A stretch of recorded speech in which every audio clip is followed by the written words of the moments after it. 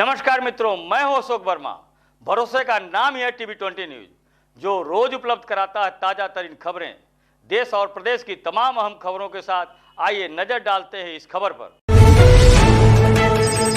सदर लोकसभा से भाजपा प्रत्याशी दिनेश लाल यादव निरवा का जनसंपर्क कार्यक्रम अभियान आज भी जारी रहा। जहानागंज क्षेत्र में रोड शो किया गया। वहीं खरियाने, शिवपुर, मेहनगर, चंदेसर, बीबीपुर, कांचापुर, महोरिया में संपर्क अभियान चलाया गया, जहां लोगों का भारी समर्थन मिला।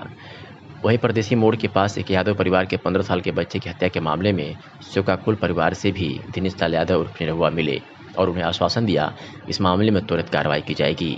आइए सुनाते हैं कि भाजपा नेता वो प्रत्याशी सदर लोकसभा प्रत्याशी दिनेश लाल यादव उर्फ निरहुआ ने क्या कुछ कहा। देखिए, मीडिया के लोगों का यही काम है और मीडिया के लोग इस पे बहुत ही आजकल सतर्क हैं। कहीं भी कोई इस तरह की वारदात होती है तो मीडिया के लोग उसको सरकार तक पहुंचाते हैं, ट्वीट करते हैं और तुरंत जो है सरकार एक्शन में आती है। तो ये जो मामले हुए हैं वो मामले आप लोग जो है अपने मीडिया के माध्यम से, अपने चैनल के माध्यम से, अपने ट्विटर के माध्यम से आप सरकार को भी और प्रशासन को भी आप लोग पहुंचाइए, उस पर कार्रवाई होगी, क्योंकि महाराज जी की सरकार है और गुंडे माफिया तो नहीं बचेंगे। यहाँ गुंडई नहीं चलेगी। और मैं भी आजमगढ़ में इसीलिए आया हूँ। मैं आजमगढ़, मेरा आने का कारण सिर्फ इतना है कि जो लोग हैं अपनी मेहनत से कमा रहे हैं, खा रहे हैं, उनको ये लोग जो गुंडई दिखाते हैं ना, वो मुझे पसंद नहीं। तो इनकी गुंडागर्दी ख़त्म करना ही एकमात्र मेरा लक्ष्य है। जीतना हारना ये सब अलग चीज़ है, नहीं चाहिए, पर किसी के साथ अन्याय हो रहा है तो उसको न्याय मिलना चाहिए। भ्रमण कर रहे हैं किस तरीके, क्योंकि ये आजमगढ़ को भी पता है कि यहाँ आजमगढ़ की समस्याओं को वो सुलझा पाएगा जो आजमगढ़ के बीच रह सकता है, जो आजमगढ़ के आसपास में ही हो, वो सुलझा पाएगा। तो आजमगढ़ के लोगों ने ये तय कर लिया है कि हम लोग जो है सरकार के साथ जाएंगे और सरकार से दूर रहने का भी कहीं न कहीं खामियाजा भुगतना पड़ता है आजमगढ़ को, कि आजमगढ़ ने चुना है 10-10 विधायक चुना है, लेकिन अपोजिशन में सर क्या, और वो 10 विधायक रहते हुए आप गांव-गांव घूम के देखेंगे, शहर की गलियों में देखेंगे, एकदम बुरी हालत है। वो 200 कुछ कर ही नहीं सकते और बोलते क्या है कि बीडीसी और प्रधान पुलिस हिरासत में। चैनपुर कोतवाली के सुखमदत्त नगर में गांव में तालाब खुदाई के विवाद को लेकर प्रधान और बीडीसी के बीच बुधवार को देर शाम जमकर मारपीट हो गई। दोनों पक्षों ने एक दूसरे पर मारपीट का आरोप लगाते हुए कोतवाली में तहरीर दी है। पुलिस ने प्रधान और क्षेत्र पंचायत सदस्य को हिरासत में ले लिया। अजमतगढ़ ब्लॉक के सुखदत्त नगर गांव में प्रधान द्वारा तालाब की खुदाई कई दिनों से कराई जा रही थी। धूप होने के चलते मजदूर सुबह शाम ही काम कर रहे थे। प्रधान सुनील कुमार पुत्र भानु प्रताप का आरोप है कि मैं मजदूरों से काम करा रहा था। इसी बीच गांव के बीडीसी अजेंद्र प्रताप सिंह आ गए और हम उनसे उलझ गए। मैंने इसका प्रतिरोध किया तो मुझे मारा पीटा गया। क्षेत्र पंचायत सदस्य अजेंद्र प्रताप सिंह ने कहा कि मैं मौके पर तालाब की खुदाई देखने गया था। इसी बीच प्रधान गुट के लोगों ने मुझे मारना पीटना शुरू कर दिया और मेरी मोबाइल भी छीन लिया। इस संबंध में कोतवाली प्रभारी यादवेंद्र पांडे ने बताया कि दोनों पक्षों में से मारपीट की तहरीर मिली हुई है। प्रधान और बीडीसी को पूछताछ के लिए बैठाया गया है। जांच के बाद मुकदमा दर्ज किया जाएगा। नाम है आपका? सुनील कुमार। कहाँ के प्रधान है? सुखमदत्त नगर। सर क्या मामला है कि जब कोतवाली पे आया? मैं पहले शुरू में प्रधान हुआ तो ये लोग कह रहे थे कि मैं तुमको प्रधानी नहीं करने दूंगा। कौन लोग कह रहे थे? अजेंद्र प्रताप सिंह, हरकेश प्रजापति, ये लोग कह रहे थे कि हम, और कुछ लोग अज्ञात नहीं है, लोग नामजद हैं, वो लोग कह रहे थे कि हम तुमको प्रधानी नहीं करने देंगे। अच्छा। ठीक, तो मैं काम करा रहा था तो ये लोग जाकर मेरे लेबरों को अब्द शब्द कर रहे हैं। कौन लोग कह रहे थे? अजेंद्र प्रताप सिंह। ठीक, तो मैं आजमगढ़ गया तो मैं आजमगढ़ से आया हूँ तो ये मुझे कानों खबर आया तो ये जाकर वहाँ जहाँ काम हो रहा था वहाँ कह रहे थे, ठीक, गढ़ई पे। तो हम गए हैं तो वहाँ कह रहे थे चमार भोसड़ी वाले तुम्हारी औकात होगी, काम करा रहे हो, तुमको जब चाहे तब तुमको इधर उधर कर देंगे। फिर इसके बाद क्या हुआ विवाद? इसके बाद मारपीट हुआ है। तो वो हमको मारे हैं क्या के सामने। अच्छा, क्या चाहते हैं आप? प्रशासन से चाहते हैं कि प्रशासन से हम चाह रहे हैं कि उनके खिलाफ उचित कार्रवाई हो। ठीक। महिलाओं से भी संगीता। चक्का ग्राम सभा कौन पड़ी? ग्राम सभा तो सुनील प्रधान। चक्का मामला जीनपुर कोतवाली ये अक्सर राजेंद्र सिंगल ना मन काम कर तो उल्टा सीधा वहाँ बोलत रहना, काम ना कर लेते रहना। अच्छा। तो मैं प्रधान जी के बोला नहीं आ जा प्रधान जी के लगना उल्टा सीधा बोले चमार सियार बनावे लगना। फिर उसके बाद हाँ फिर उसके बाद क्या हुआ? फिर उसके बाद प्रधान जी सुलटने लगे, उसके बाद गाड़ी के ऊपर चढ़ा दिया है। जब इनको मारने लगे हम लोग छुड़ाने लगे, जब थोड़ा फरका पाया तो भाग चला था। अच्छा, क्या चाहती हैं आप? हम चाहते हैं उसके ऊपर प्रशासन। गांव का प्रधान है मुख्यमंत्री और पंचायत सदस्य है मंत्री परिषद के सदस्य। ऐसा कहना है पूर्व न्यायाधीश एवं भारत विश्व परिषद के राष्ट्रीय अध्यक्ष चंद्रभूषण पांडे का। श्री पांडे की जून को जयप्रकाश नारायण के गृह ग्राम सीता बदियारा वलिया से अन्न जल संकल्प यात्रा लेकर गांव-गांव भ्रमण कर रहे हैं। इसी क्रम में वीरनो थाना क्षेत्र के मदनपुर गांव हनुमान मंदिर पर उपस्थित जनसमूह को संबोधित करते हुए पूर्व न्यायाधीश चंद्रभूषण पांडे ने कहा कि भारत के संविधान के अनुच्छेद 243 के अनुसार ग्राम पंचायत स्वायत्तशासी संस्थान है। संविधान के अनुसूची 11 में 29 विभागों का दायित्व ग्राम पंचायत को दिया गया है ताकि गांव संबंधी सभी व्यवस्थाएं गांव वाले स्वयं चलाएं। श्री पांडे के आह्वान पर लोगों ने अपने अंजुली में अन्न और जल लेकर संकल्प लिया कि यदि प्रधानमंत्री नरेंद्र मोदी जी गांव सरकार स्थापित नहीं कराते हैं तो हम उन्हें 2024 में वोट नहीं देंगे। यदि संविधान में उनका विश्वास है तो तत्काल गांव सरकार लागू कराएं। ऐसी तमाम बातें कही सुनिए। सर, आपका परिचय? मेरा नाम बेचू यादव और मैं भारत परिषद संगठन का प्रदेश महासचिव हूँ। सर, ये आपके द्वारा किस तरह का प्रचार प्रसार किया जा रहा है? देखिए, ये हम लोग माननीय चंद्रभूषण पांडे जी जो हम लोग के भारत परिषद संगठन के राष्ट्रीय अध्यक्ष हैं, उनके द्वारा यह गांव सरकार का आंदोलन चलाया जा रहा है, जो जेपी नगर बलिया की धरती से जो है कि शुरू होकर के आज वीरों की धरती गाजीपुर में पहुंच चुका है। और यहाँ पर आज 5-6 गाँव का आज एक कार्यक्रम हुआ है और बहुत अच्छा उत्साह देखने को मिला जनता के बीच में। सभी लोग चाहते हैं कि गाँव की सरकार हमारी बने। उस गाँव सरकार के बारे में लोगों को हम लोग बता रहे हैं कि गांव सरकार बन जाएगी तो गांव में ही लेखपाल, सेक्रेटरी, पुलिस और एक ग्राम न्यायालय की स्थापना होगी, जहां पर गांव की जनता को न्याय मिलेगा। अब उनको तहसील, ब्लॉक, जिला और थाना नहीं जाना पड़ेगा, हर सुविधा गांव में मिलेगी।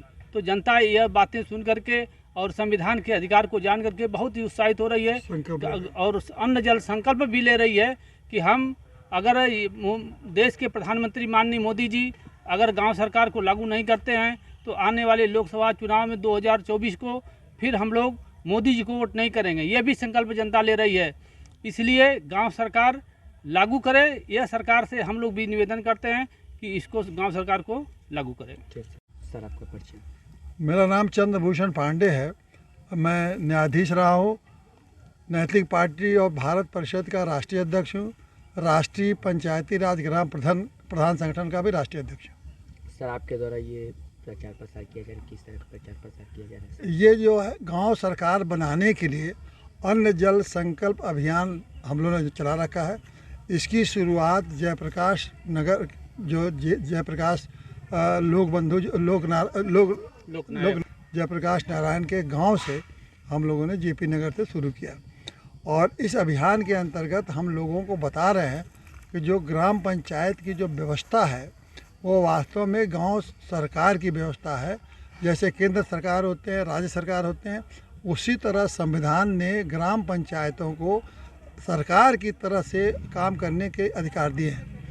उनको एक तरह से गांव सरकार की तरह से काम करने के सारे अधिकार दिए हैं। जो केंद्र सरकार को अधिकार मिला है देश स्तर पर काम करने के लिए, राज्य सरकार को काम मिला है राज्य स्तर पर काम करने के लिए, उसी तरह ग्राम पंचायतों को गांव सरकार की तरह काम करने के लिए गांव में काम करने के लिए अधिकार मिला है। लेकिन राज्य की जो सरकार है वो उनके अधिकार को हड़प लिया है। वो राज्य सरकार ने पंचायती राज अधिनियम की धारा 15 के अंतर्गत ये लिख दिया है कि अधिकार तो ग्राम पंचायतों को दे दिए गए, लेकिन वो राज्य सरकार जो निर्देश देगी उसके अधीन वो काम करेंगे। जबकि संविधान ने कहा है कि वो किसी के अधीन नहीं काम करेंगे, बल्कि अपनी कानून उनको आजमगढ़ में महाराजा सुहेलदेव राज्य विश्वविद्यालय आजमगढ़ के अस्थायी कार्यालय में बैठक कक्ष में गुरुवार को माननीय कुलपति प्रोफेसर प्रदीप कुमार शर्मा ने दीप प्रज्वलित कर विश्वविद्यालय की नवनिर्मित वेबसाइट www.msdsu.ac.in पर ध्येय वाक्य सहित लोगों का लोकार्पण किया। इस अवसर पर सभा कक्ष में संबंध अनुदानित और राजकीय महाविद्यालयों के प्राचार्यगण व विभिन्न संकायों के संकाध्यक्ष, कुल सचिव, मीडिया प्रभारी डॉक्टर पंकज सिंह, पीएचडी समिति के संयोजक डॉक्टर जगदम्बा प्रसाद दुबे उपस्थित रहे। उपस्थित गणमान्य जन ने वेबसाइट के उद्घाटन समारोह के अवसर पर अपनी शुभकामनाएं व्यक्त करते हुए व्यवस्थापित विश्वविद्यालय की इस उपलब्धि को विश्वविद्यालय के विकास और प्रगति हेतु मील का पत्थर बताते हुए प्रसन्नता एवं संतोष व्यक्त किया कि विश्वविद्यालय के विकास का कार्य तेजी से गति पकड़ रहा है। क्या कुछ का कुलपति प्रोफेसर प्रदीप कुमार शर्मा ने सुनिए। आज हमने अपने विश्वविद्यालय की वेबसाइट का उद्घाटन किया है msdsu.ac.in। आज से हमारी विश्वविद्यालय की महाराजा सुहेलदेव राज्य विश्वविद्यालय आजमगढ़ की वेबसाइट लॉन्च हो गई है, शुरू हो गई है।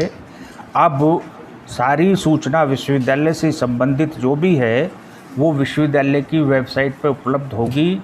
हमारा कोई भी छात्र, कोई भी शिक्षक, कोई भी कॉलेज का कर्मचारी, शिक्षक, प्रबंधक, प्राचार्य उसको देख सकते हैं और विश्वविद्यालय ने क्या सूचना उस पर प्रेषित की है, विश्वविद्यालय क्या कार्य कर रहा है, सारी सूचना उसकी वेबसाइट के माध्यम से सबको दिखाई देंगी। और जो वेबसाइट है हमारी, आप समझते हैं कि वेबसाइट का मतलब है कि वर्ल्ड वाइड वेब, तो वैश्विक रूप से एक्सेसिबल होगी। कोई भी पूरे वर्ल्ड में बैठ करके कहीं भी महाराजा सुहेलदेव राज्य विश्वविद्यालय की क्या गतिविधियां हैं, क्या महाराजा सुहेलदेव का इतिहास है, इंट्रोडक्शन है, ये सब जान सकते हैं। क्या प्रोग्राम महाराजा सुहेलदेव राज्य विश्वविद्यालय में संचालित हो रहे हैं, उनके जो वर्तमान में महाविद्यालय हैं उनमें जैसे बीएससी प्रोग्राम चलता है, बीसीए प्रोग्राम है, बीबीए प्रोग्राम है, एमएससी प्रोग्राम्स हैं, एमए प्रोग्राम्स हैं।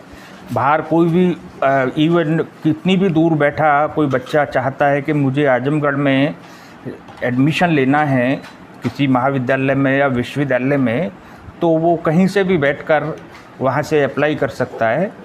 तो इससे वेबसाइट से इसलिए हमें बहुत सारे एनॉर्मस एडवांटेजेस होंगे।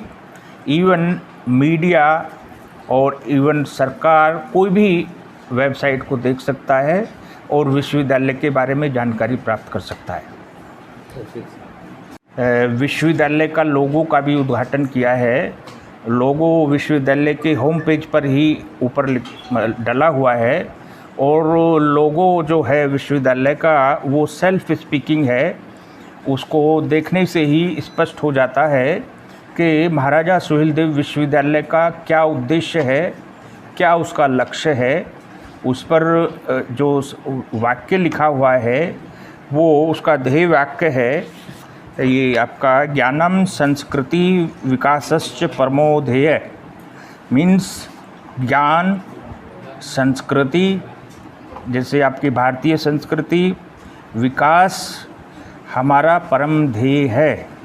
जो आजमगढ़ राज्य विश्वविद्यालय में शिक्षा ग्रहण करने आएंगे छात्र छात्राएँ, उनका जो ध्येय है और जो हमारे शिक्षक हैं उन सब का ध्येय ये होगा कि ज्ञान, संस्कृति और विकास।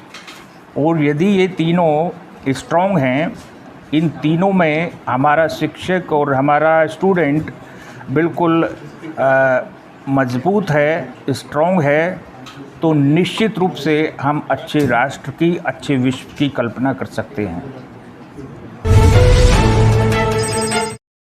गंगा दशहरा के अवसर पर आज भारत रक्षा दल द्वारा रेलवे स्टेशन पर दूर से यात्रा करके आने वाले यात्रियों को गुड़ बिस्कुट खिलाकर पानी पिलाया गया, जहां बड़ी संख्या में यात्रियों ने गुड़ खाकर पानी पिया और बोतल में भी भरकर ले गए।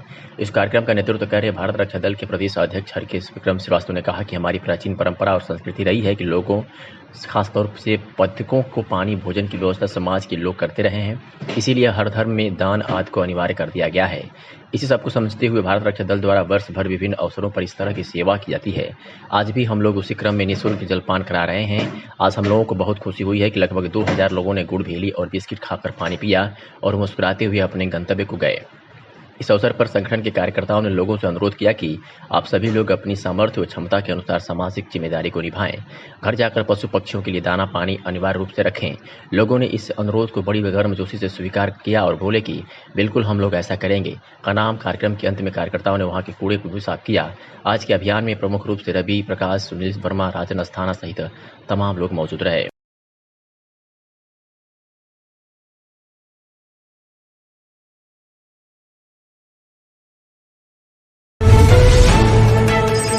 आजमगढ़ में anti corruption core of India के आजमगढ़ मंडल महिला प्रकोष्ठ की बैठक महिला मंडल प्रभारी अनामिका सिंह की अध्यक्षता में महिला प्रकोष्ठ के पदाधिकारियों का गठन किया गया। बैठक के मुख्य अतिथि डॉक्टर छाया सिंह विद्यालय निरीक्षक लखनऊ के द्वारा अपने संबोधन में समस्त महिलाओं को अन्याय, अत्याचार, अपराध व भ्रष्टाचार समाप्त करने हेतु अग्रसर होने के लिए प्रोत्साहित किया गया। विशिष्ट अतिथि प्रभु नारायण पांडे प्रेमी ने संगठन anti corruption core of India में जुड़कर भ्रष्टाचार तथा अपराध समाप्त करने के लिए आग्रह किया तथा मुख्य अभियंता वितरण अनिल नारायण सिंह ने महिला प्रकोष्ठ के नवनिर्वाचित पदाधिकारियों को शुभकामनाएं प्रदान करते हुए अन्याय, अत्याचार, अपराध व भ्रष्टाचार के खिलाफ लड़ने को प्रोत्साहन दिया तथा अनामिका सिंह आजमगढ़ मंडल के महिला प्रकोष्ठ के नवनिर्वाचित पदाधिकारियों को भ्रष्टाचार के खिलाफ प्रेरित करते हुए निर्वाचित पदाधिकारियों को आजमगढ़ महिला प्रकोष्ठ के मंडल प्रभारी अनामिका सिंह द्वारा घोषणा किया गया।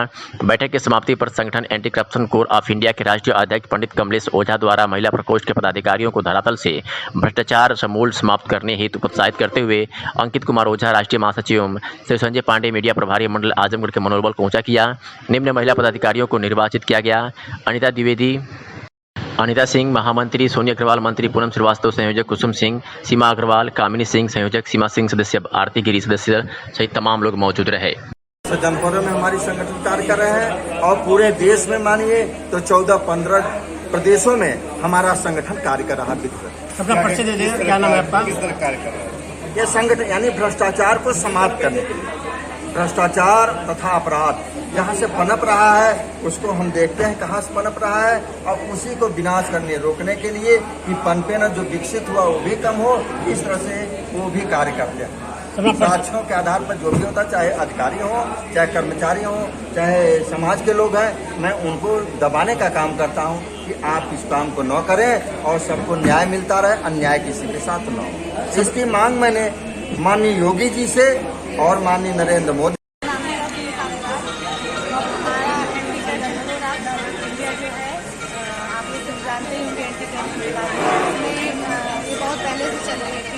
करीब महिलाओं की टीम गठित की गई है और हमें महिला प्रभारी अध्यक्ष बनाया गया था ये फरवरी में। यहाँ महिलाओं की टीम जी द्वारा श्री कमलेश ओझा जी द्वारा गठित की, जिसमें ये सरकारी होगी, सरकार द्वारा मतलब इसमें सपोर्ट है और ये अत्याचार के खिलाफ महिलाओं की टीम आज गठित। कितने महिलाओं को जोड़ा गया, क्या क्या पद दिया गया? 14 महिलाओं को जोड़ा गया है, जिसमें हमारी 5 पदाधिकारी हैं, उपाध्यक्ष हैं अनिता द्विवेदी और मंत्री हैं सोनी अग्रवाल महामंत्री, अनिता सिंह और पार्टी लोग संयोजक और सदस्य। क्या भार दिया गया आप लोगों को, क्या अधिकार दिया गया? हम लोग को अधिकार दिया गया है कि हम एंटी करप्शन जहाँ भी कोई भी भ्रष्टाचार कोई भी विभाग कहीं भी होता है, हम लोग उसके खिलाफ आवाज उठाएंगे और उसकी कार्रवाई करेंगे। इसमें हमारी पूरी सरकार मदद करेगी।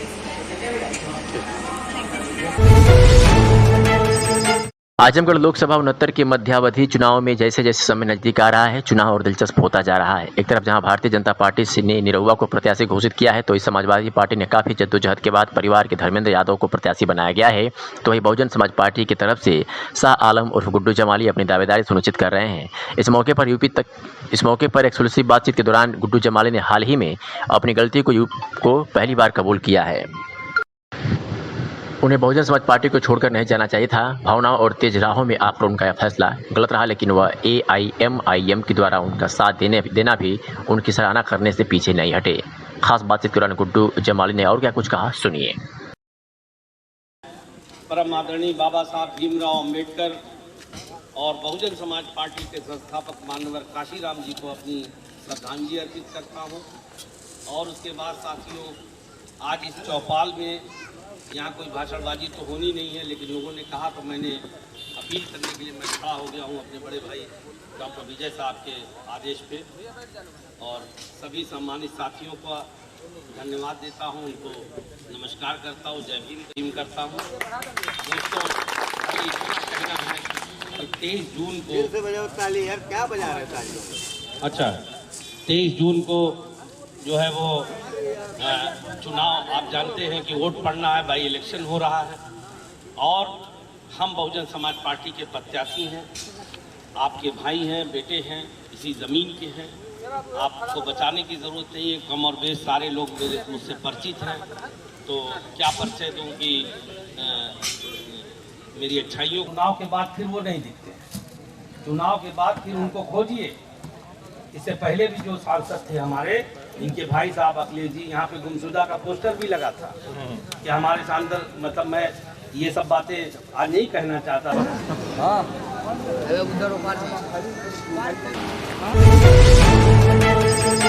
आज समाजवादी पार्टी कार्यालय जनपद आजमगढ़ पर बाबा साहेब अम्बेडकर वाहिनी की बैठक की गई, जिसमें आजमगढ़ की सदर लोकसभा के उपचुनाव को लेकर चर्चा की गई। बाबा साहेब वाहिनी के राष्ट्रीय अध्यक्ष मिठाई लाल भारती ने कहा कि उपचुनाव लोकतंत्र और संविधान बचाने का चुनाव है। अपनी बात को दलितों पिछड़ों की आवाज बनकर सदन में परिपक्वता से रखने वाले लोकप्रिय प्रत्याशी धर्मेंद्र यादव को बड़ी जीत हासिल हो गई। समाजवादी पार्टी के जिला अध्यक्ष हवलदार यादव ने कहा कि बाबा साहेब डॉक्टर भीमराव अम्बेडकर हमेशा मानव मात्र उत्थान के लिए अनवरत संघर्ष किए। उनके जीवन संघर्ष को अपने जीवन में उतार कर ही उपचुनाव छात्रों, नौजवानों, बेरोजगारों और असहायों के हक और अधिकार को बचाने का चुनाव है, जिससे सामाजिक न्याय और मानव मात्र का उत्थान हो सके। यह आजमगढ़ सदर लोकसभा का उपचुनाव और प्रदेश और देश में एक संदेश देने का काम करेगा और धर्मेंद्र यादव को आजमगढ़ से बड़ी जीत हासिल होगी। आजमगढ़ के संसदीय उपचुनाव में हर प्रत्याशी चुनाव जीतने के लिए हर वर्ग को जोड़ने के प्रयास में है और वह भगवान अल्लाह के शरण में जाकर अपनी जीत के लिए दुआ मांग रहे हैं। यह नजारा आजमगढ़ के भंवरनाथ मंदिर में देखने को मिला, जहां भाजपा प्रत्याशी दिनेश लाल उर्फ निरुवा ने शहर के प्रतिष्ठित मंदिर भंवरनाथ मंदिर में मत्था टेका और जीत की दुआ मांगी। बता दें कि मीडिया से हुई बातचीत में दिनेश लाल यादव उर्फ निरुवा ने कहा कि इस बार एक बार फिर मुझे उत्तर प्रदेश के मुख्यमंत्री योगी आदित्यनाथ ने मुझ पर भरोसा जताया है और आजमगढ़ सीट से मुझे चुनाव लड़ाया है। मैं उनकी बातों पर खरा उतरूंगा और उनके विश्वास को कभी नहीं तोड़ूंगा और आजमगढ़ के चुनाव में मेरी जीत पक्की है। अगर मैं जीतता हूं तो आजमगढ़ का विकास तय है। ये तस्वीरें आप आजमगढ़ के प्रतिष्ठित मंदिर भंवरनाथ मंदिर के आप देख रहे हैं, जहां दिनेश लाल यादव उर्फ निरुवा जो भाजपा से सदर प्रत्याशी हैं, मत्था टेका है और जीत की दुआ मांगी है। इस दौरान काफ़ी संख्या में लोगों का भीड़ देखने को मिला और अपनी जीत को लेकर के दिनेश लाल यादव उर्फ निरुवा आश्वस्त हैं।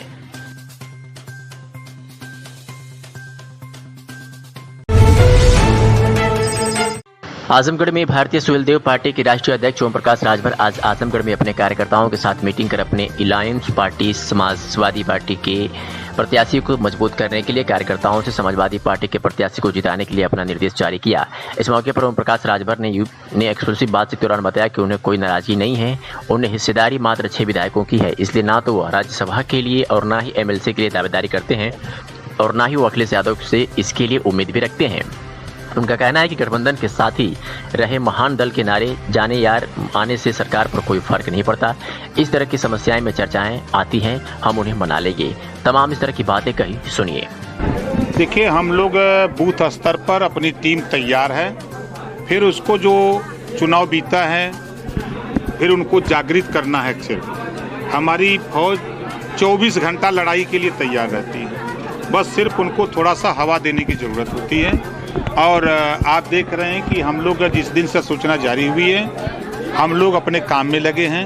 हम लोग 5वीं बैठक हमारी है। अभी मैं मेहनगर आया, गोपालपुर आया था। गोपालपुर में नुक्कड़ सभा करके गया जहां हजारों लोग थे। अभी उसके पहले इसी आजमगढ़ में अरविंद आया था, वो एक मीटिंग करके चला गया। उसके पहले हमारे कई नेता आए थे, यहाँ मीटिंग करके चले गए। कल हमारी यहाँ जो है करीब 20 मीटिंग होगी। कल हमारे नेता अलग अलग विधानसभाओं में ब्लॉक वार मीटिंग करेंगे। उसके बाद हम लोगों ने न्याय पंचायत स्तर पे एक नेता हमारा एक न्याय पंचायत में मीटिंग करेगा, वहीं रहेगा, वहीं खाएगा, वहीं लोगों को समझाएगा। भाजपा दावा कर रही है कि समाजवादी पार्टी MY फैक्टर जीती थी। M जो है बसपा की तरफ चली गई है, Y जो है भाजपा की तरफ आ रही है, इसलिए सपा का किला जो है ध्वस्त हो चुका है। देखिए, भारतीय जनता पार्टी खाता न बही, जवन भाजपा का है वह सही है। फिर मैं कह रहा हूँ, खाता न बही जवन भाजपा का है वह सही।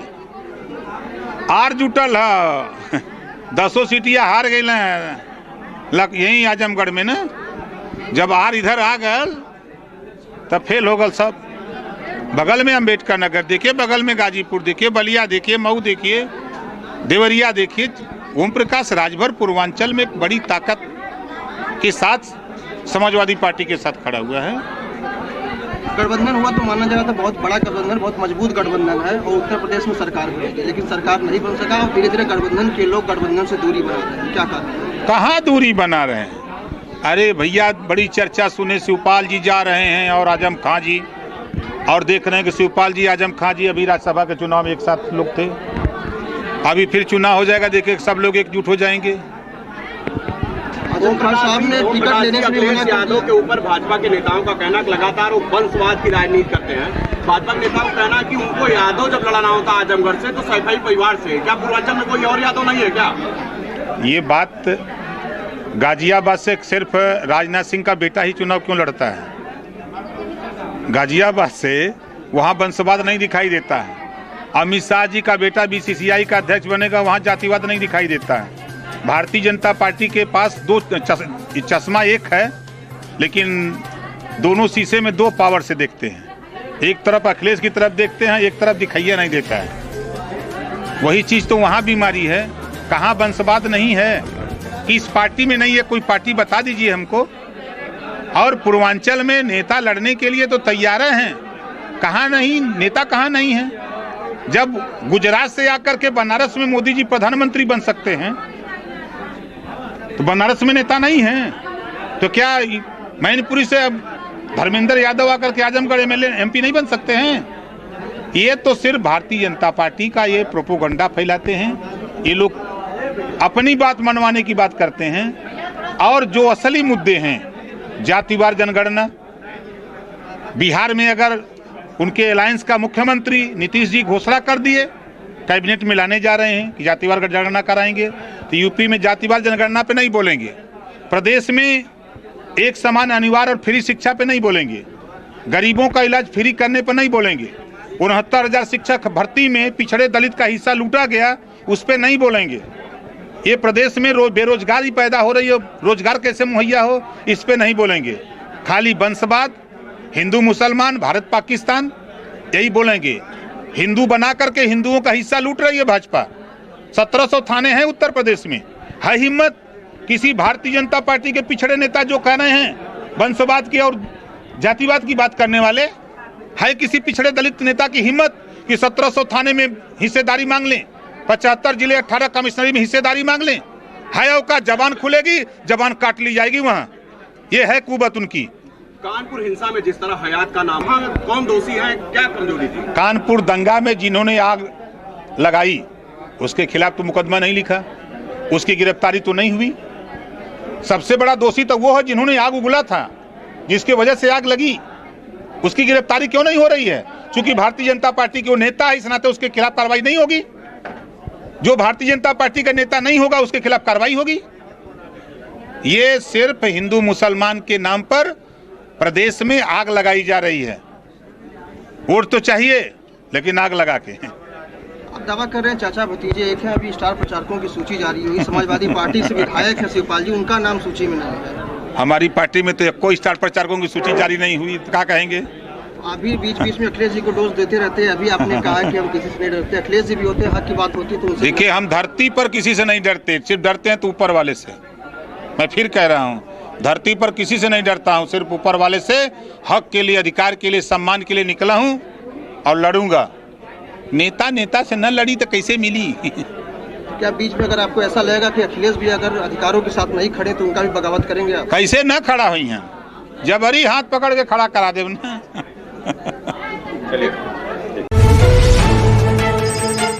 आजमगढ़ जनपद के महाराजगंज के भैरव धाम में दशहरे के अवसर पर मेले में दर्शनार्थियों की भीड़ उमड़ पड़ी। धाम के अति प्राचीन मंदिर में भैरव बाबा के दर्शन के लिए भक्तों की सुबह से कतार लगी रही। जहां मेले की व्यवस्था को लेकर भैरव धाम प्रबंध समिति के लोग जगह जगह मुस्तैद नजर आए और पूरे परिसर की सीसीटीवी से निगरानी करते रहे, तो वहीं महाराजगंज पुलिस पूरे परिसर में सुरक्षा व्यवस्था के मद्देनजर चप्पे चप्पे पर मौजूद रही। बता दें कि राजा दक्ष की नगरी भैरव धाम से दशहरे का मेला 10 दिनों तक चलता है। इस 10 दिनों में लगभग 5 लाख लोग दर्शन के लिए आते हैं। आज के दिन लगभग 60,000 श्रद्धालुओं ने दर्शन किया और अपनी मनोकामना पूरी होने पर कड़ाही चढ़ाकर बाबा के समक्ष नमन किया। प्रबंध समिति के अध्यक्ष और ग्राम प्रधान राकेश यादव ने बताया कि हर वर्ष लगने वाले मेले में इस वर्ष लगभग 1000 दुकानें और 10 से 15 झूले के साथ साथ मेले में आए हुए लोगों के लिए अन्य कई संसाधन लगाए गए हैं। जबकि स्थानीय थाना प्रभारी ब्रह्मदिनी पांडे ने बताया कि मेले की सुरक्षा व्यवस्था के लिए 2 शिफ्ट में पुलिस बल के साथ पीएसी भी लगाई गई है। उन्होंने बताया कि महाराजगंज पुलिस के साथ अतरौलिया, बिदरियागंज, कप्तानगंज, जैनपुर और औरंगा पार्क की पुलिस सुरक्षा व्यवस्था में लगाई गई है। आजमगढ़ के मुबारकपुर में मस्जिद में जाकर समाजवादी पार्टी के प्रत्याशी धर्मेंद्र यादव ने मजार पर चादर चढ़ाकर जीत की दुआ मांगी। आजमगढ़ के संसदीय उपचुनाव में हर प्रत्याशी चुनाव जीतने के लिए हर वर्ग को जोड़ने के प्रयास में है और भगवान व अल्लाह के शरण में जाकर अपनी जीत के लिए लोग दुआ मांग रहे हैं। यही नज़ारा आजमगढ़ के मुबारकपुर में देखने को मिला, जहां मुस्लिम बाहुल्य क्षेत्र में सपा प्रत्याशी धर्मेंद्र यादव मस्जिद में जाकर के मजार पर चादर पोशी की और जीत की दुआ मांगी। धर्मेंद्र यादव ने कहा कि बड़े सौभाग्य की बात है कि पूर्व मुख्यमंत्री व पूर्व सांसद अखिलेश यादव की सीट से उन्हें प्रत्याशी बनाया गया है, जो उनके लिए सौभाग्य की बात है। और क्या कुछ कहा धर्मेंद्र यादव ने, सुनी। सच है कि मैं चुनाव में पहली बार जरूर लड़ रहा हूँ, लेकिन ये मेरे लिए सौभाग्य और खुशनसीबी की बात है कि जिस क्षेत्र का आदरणीय नेताजी ने प्रतिनिधित्व किया हो, आदरणीय राष्ट्रीय अध्यक्ष जी ने प्रतिनिधित्व किया हो, उस क्षेत्र के लोगों की सेवा करने का मुझे मौका मिला। और मुझे पूरा यकीन है कि जैसे हमेशा समाजवादी पार्टी को यहाँ के लोगों ने कामयाब किया है, इस चुनाव में भी पार्टी का सम्मान बढ़ाएंगे। इस दरगाह पे आए क्या मन्नतें हैं सर? स्वाभाविक है, पूरे देश में, प्रदेश में अमन और चैन हो, भाईचारा हो, और इन्हीं सब दुआओं के साथ आए हैं। बाकी मुझे यकीन है कि यहाँ के लोगों का समर्थन हमको, हमारे दल को मिलेगा और पहले भी मिला है। किससे लड़ाई रहेगी सर आपकी? किसी से लड़ाई नहीं है, लेकिन हाँ ये ज़रूर कह सकते हैं कि भारतीय जनता पार्टी को उत्तर प्रदेश के अंदर जिस तरह का माहौल, एक आतंक का माहौल बनाया, जो एक भय का माहौल बनाया, जो एक भेदभाव, अत्याचार, अन्याय का माहौल बनाया, उस माहौल के खिलाफ मजबूती के साथ समाजवादी खड़े हैं और उस लड़ाई को आजमगढ़ के लोग सबसे ज़्यादा मजबूती से लड़ रहे हैं। क्या बात है, टिकट इतनी लास्ट में कंफर्म? नहीं, उसमें क्या, अंडर डेट तो हुआ है, नॉमिनेशन की जो डेट थी उसके अंदर तो हुआ है ना, टाइम से नॉमिनेशन भी फाइल हुआ है। वो कोई आजमगढ़ में उपचुनाव की गति को देने हेतु सुभाषपा के राष्ट्रीय अध्यक्ष ओम प्रकाश राजभर ने अपने साथियों के साथ सपा प्रत्याशी धर्मेंद्र यादव से उनके अस्थायी आवास पर पहुंचकर मुलाकात की और अपना आशीर्वाद, विश्वास और समर्थन व्यक्त किया। उन्होंने अपने कार्यकर्ताओं और पदाधिकारियों से कहा कि चुनाव समाजवादी पार्टी और धर्मेंद्र यादव का नहीं, वरना ओम प्रकाश राजभर का चुनाव है। इस चुनाव का परिणाम पूरे देश में विपक्षी एकता को बल देगा तथा जो पूर्वांचल में सुभाषपा और सपा की ताकत का एहसास कराएगा। उन्होंने कहा कि यह आम चुनाव 2 विचारधाराओं का चुनाव है। एक तरफ संविधान तोड़ने वाले लोग हैं तो दूसरी तरफ संविधान बचाने वाले लोग। उन्होंने कहा कि भाजपा के लोग प्रोपेगेंडा फैला रहे हैं, असली मुद्दों से जनता का ध्यान भटका रहे हैं, महंगाई, बेरोजगारी के मुद्दे से ध्यान भटकाकर हिंदू मुस्लिम करा रहे हैं। राजभर ने कहा कि जिसने कानपुर में आग लगाई उस पर सरकार कार्रवाई नहीं कर रही है, बल्कि उसे बचा रही है, उसकी गिरफ्तारी नहीं हो रही है। ऐसा इसलिए कि वह भाजपा के लोग हैं। आज हिंदू मुस्लिम में आग लगाकर वोट हासिल करना चाहती है। भाजपा के मंसूबों को सपा और सुभाषपा का गठबंधन पूरे प्रदेश में सफल नहीं होने देगा। भारत सरकार के गृह मंत्रालय के तत्वावधान में आज़ादी का अमृत महोत्सव के अंतर्गत साइबर अपराधों से आज़ादी विषय पर आयोजित जन जागरूकता कार्यक्रम का आयोजन बृहद रूप से ग्राम कोयरीपुर, कोर थाना, बड़ा गांव, जनपद वाराणसी के पंचायत भवन परिसर में साइबर क्राइम पर्यवेक्षण अधिकारी, क्षेत्राधिकारी पिंडरा, प्रभारी निरीक्षक साइबर सर्विलांस सेल वाराणसी ग्रामीण, प्रभारी निरीक्षक थाना बड़ा गांव व समस्त साइबर टीम की गरिमामय उपस्थिति में किया गया, जहां विभिन्न गांवों के ग्राम प्रधान, ग्राम सचिव व समस्त ग्रामवासी व आसपास के गांव के लोग भी मौजूद थे। कार्यक्रम का शुभारंभ सरस्वती वंदना से साइबर थाना के महिला कर्मियों का पुनीता यादव का, साधना सिंह, कांस्टेबल प्रीति सिंह व पंडित अनूप तिवारी, पुजारी रामेश्वर महादेव मंदिर के टीम द्वारा किया गया। मिर्जापुर में पुलिस उप महानिरीक्षक, पुलिस अधीक्षक जनपद के निर्देश में क्षेत्राधिकारी लालगंज व क्षेत्राधिकारी ऑपरेशन द्वारा थाना लालगंज व थाना अरौरा पर शांति, सुरक्षा, कानून व्यवस्था, सांप्रदायिक सौहार्द, सद्भावना तथा आपसी भाईचारा बनाए रखने हेतु पीस कमेटी की गोष्ठी का आयोजन किया गया। गोष्ठी में उपस्थित हिंदू मुस्लिम संप्रदाय के धर्म गुरुओं, व्यापार मंडल के सदस्यगण, ग्राम प्रधान व अन्य संभ्रांत व्यक्तियों को शासन द्वारा जारी किए गए आदेश निर्देश से अवगत कराते हुए शांति, सुरक्षा, कानून व्यवस्था, सांप्रदायिक सौहार्द एवं सद्भावना तथा आपसी भाईचारा बनाए रखने हेतु निर्देशित किया गया। वाराणसी पुलिस महानिरीक्षक, पुलिस अधीक्षक व अपर पुलिस अधीक्षक ग्रामीण के निर्देशन में आगामी त्योहार व सुरक्षा एवं शांति व्यवस्था के दृष्टिगत जनपद वाराणसी ग्रामीण के समस्त प्रभारी निरीक्षक, थानाध्यक्ष, चौकी प्रभारी में पुलिस बल के साथ अपने अपने थाना चौकी क्षेत्रों में सतर्क दृष्टि बनाए रखते हुए एरिया डोमिनेशन की कार्रवाई के तहत फ्लैग मार्च एवं पैदल गश्त किया गया। पैदल गश्त के दौरान बाजार, भीड़ भाड़ वाली जगहों, सराफा की दुकानों आदि पर संदिग्ध व्यक्तियों, वाहनों, वस्तुओं की गहनता से चेकिंग की गई तथा मिशन शक्ति अभियान यातायात नियमों व आम जनमानस में विश्वास व सुरक्षा का वातावरण बनाने के उद्देश्य से वहां पर मौजूद स्थानीय लोगों से वार्ता की गई।